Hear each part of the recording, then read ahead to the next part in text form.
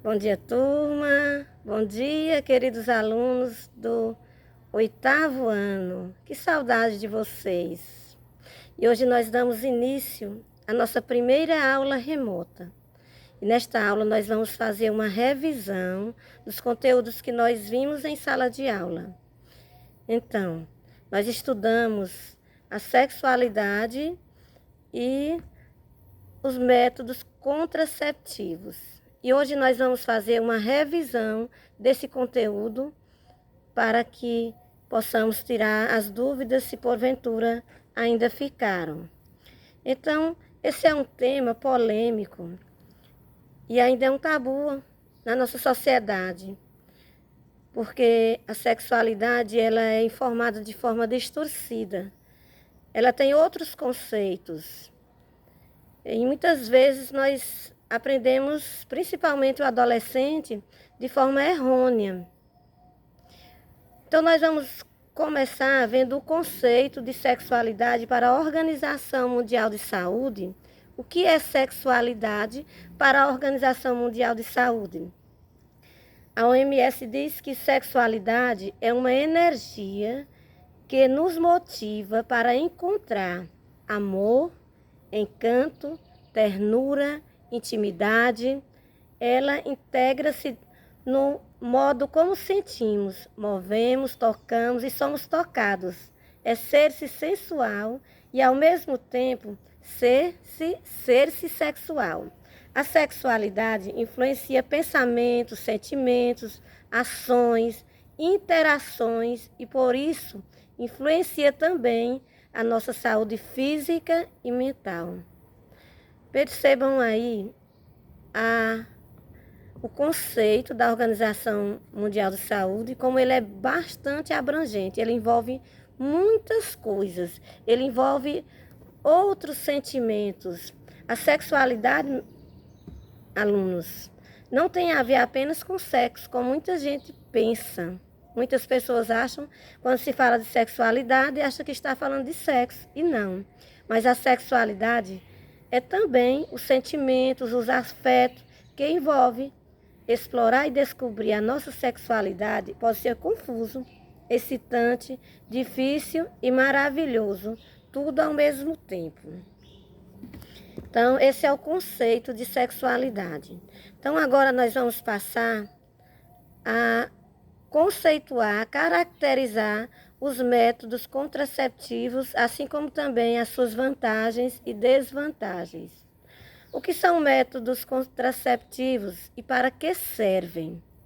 Métodos contraceptivos são comportamentos, medicamentos, intervenções cirúrgicas ou objetos utilizados com o intuito de impedir uma gravidez. Então, existem aí 5 métodos contraceptivos. Então, a ciência ela classifica os métodos contraceptivos em 5 grupos básicos.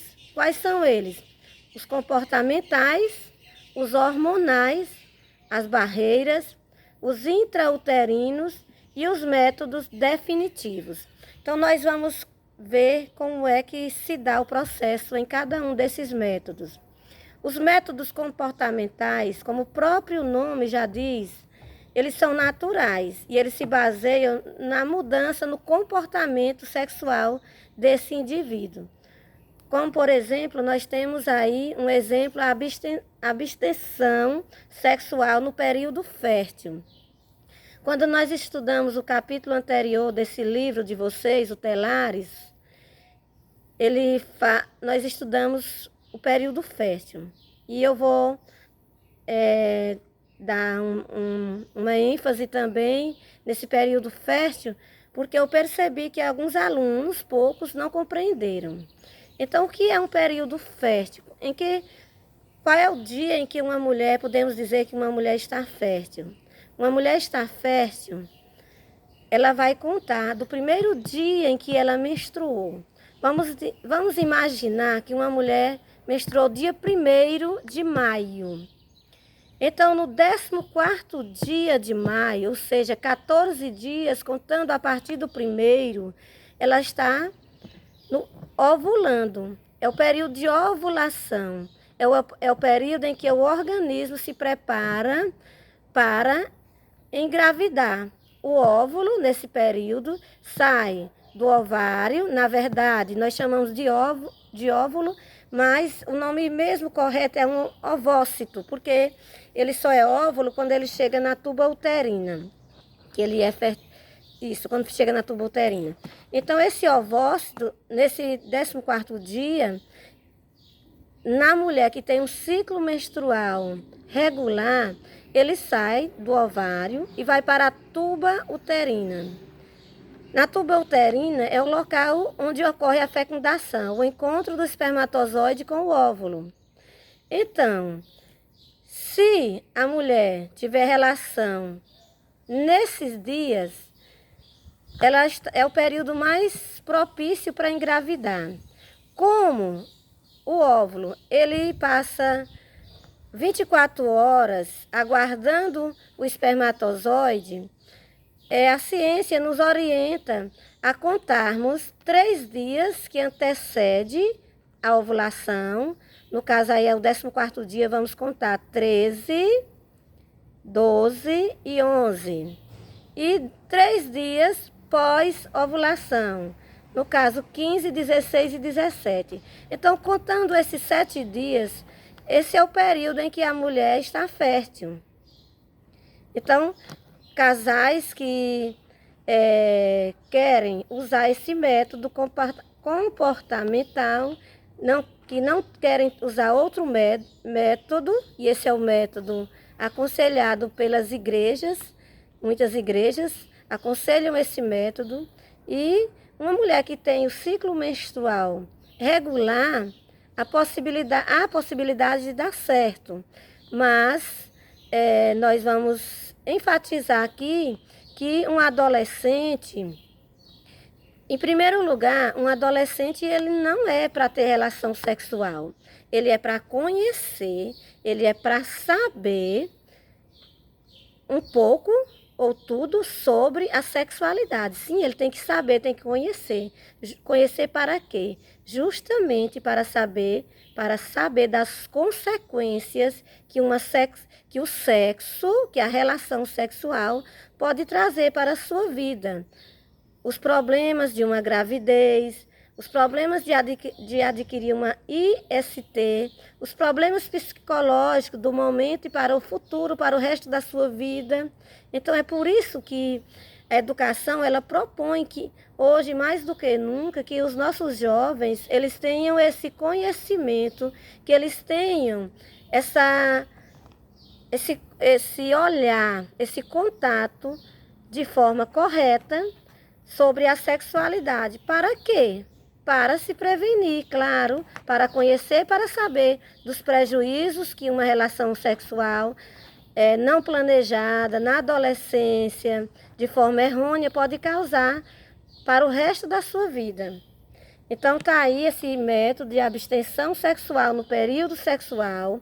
Ele não é recomendado de forma alguma para mulheres que têm ciclo regular, irregular, aliás, um ciclo todo desregulado. E essa característica é propício da adolescência.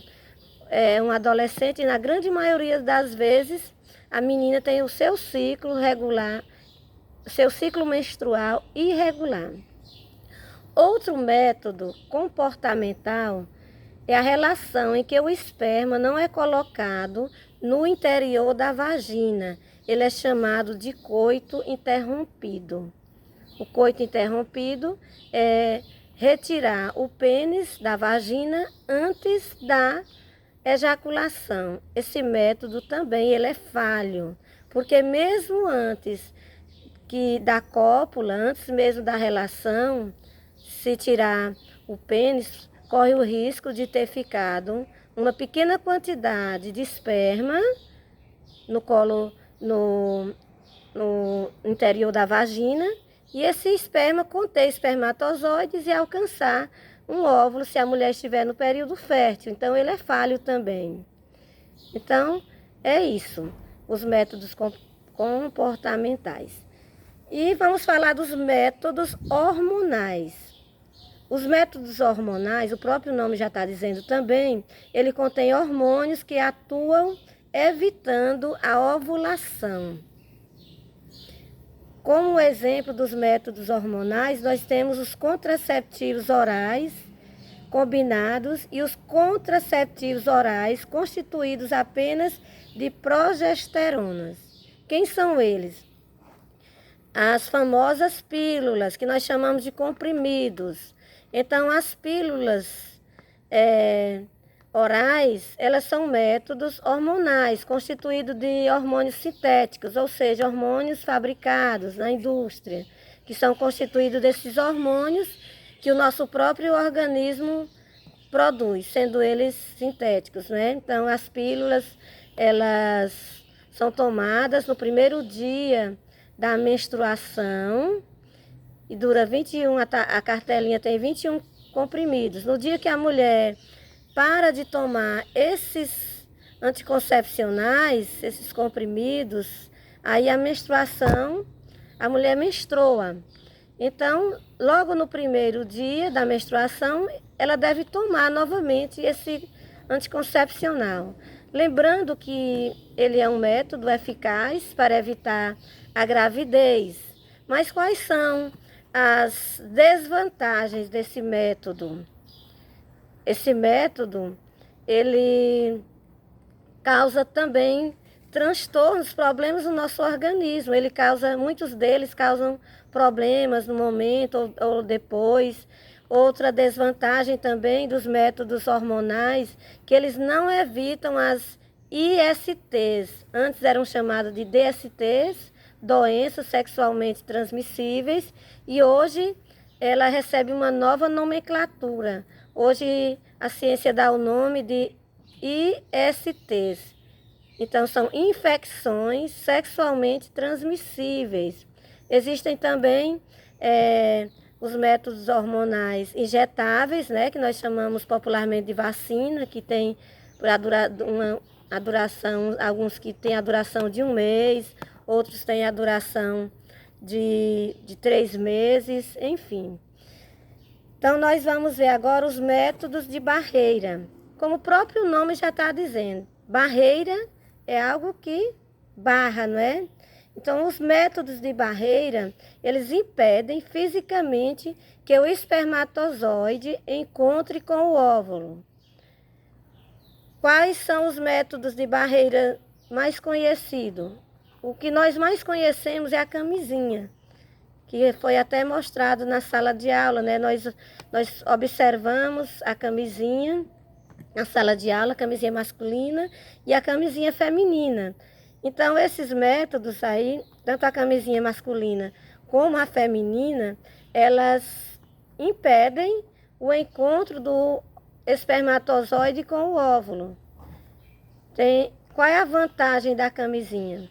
Então, esse é o método mais indicado para a mulher ou o homem que queiram evitar uma gravidez, que queiram evitar uma gravidez indesejada. Então, quais são as vantagens da camisinha?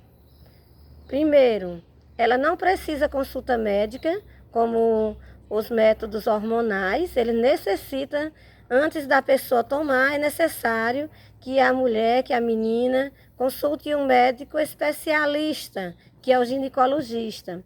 Já a camisinha não, a camisinha você não precisa consultar o médico, tem de graça, o SUS oferece a camisinha de graça. Esse método, ele é 99,9% confiável, e a outra grande vantagem desse método, que é o único que evita a contração das ISTs. Esse é o único método que evita a mulher contrair as doenças sexualmente transmissíveis. Temos também o diafragma. O diafragma, ele é um método de barreira também, que é uma peça que é colocada no interior da vagina da mulher.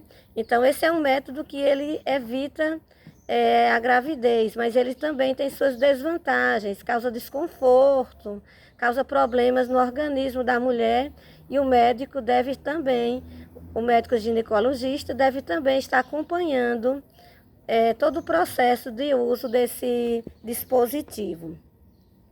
Outro método contraceptivo são os dispositivos intrauterinos. Dispositivos são métodos que é colocado dentro da vagina da mulher. Eles atuam impedindo a chegada dos espermatozoides às tubas uterinas. Então, o DIU, que é um dos exemplos desse método intrauterina, o dispositivo intrauterino de cobre, o DIU ele impede que os espermatozoides cheguem na tuba uterina. E caso eles cheguem, eles são destruídos pelo cobre.